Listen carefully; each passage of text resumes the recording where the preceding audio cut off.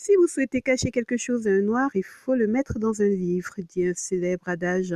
Eh bien, moi, j'ai décidé qu'aujourd'hui, plus rien n'a d'être caché ni à un noir ni à qui que ce soit. Bienvenue donc sur la chaîne Une Noire qui lit. Cette chaîne a pour objectif de vous inciter à la lecture, car, comme on dit, lire des livres, des livres.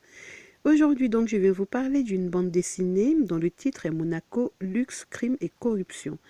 Elle est écrite par Hélène Constanti et illustrée par Thierry Chavant. Cette BD est parue aux éditions Noctambule. C'est une BD d'enquête qui s'inspire de faits réels en nous racontant deux histoires dramatiques. La première concerne l'assassinat d'Hélène Pastor et de son chauffeur à Nice en mai 2014. Donc pour situer, Hélène Pastor est la femme, selon la BD, la plus riche de Monaco et son meurtre avait été commandité par son gendre qui finalement va être condamné.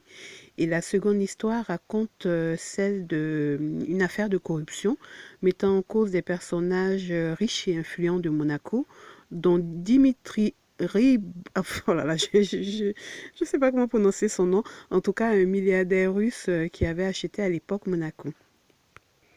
À travers cette BD-là, on voit les magouilles et autres qui peuvent exister dans le monde des riches. Et c'est un peu ce que l'auteur journaliste à Mediapart, c'est mieux, à Mediapart, a voulu montrer dans cet ouvrage-là. Ce qu'on apprend, enfin, ce que moi j'ai appris personnellement, c'est que Monaco était l'État le plus riche du monde avec un habitant sur trois qui est millionnaire, donc ça je ne savais pas, et que c'était l'État le plus fliqué également du monde, avec des policiers au chaque coin de rue, ainsi que caméras, euh, des caméras de vidéosurveillance. Bon, pour être honnête, c'est pas une lecture qui m'a emballé parce qu'à la base, je suis pas très BD, mais j'ai fini par l'être en lisant quelques-unes qui étaient assez sympas.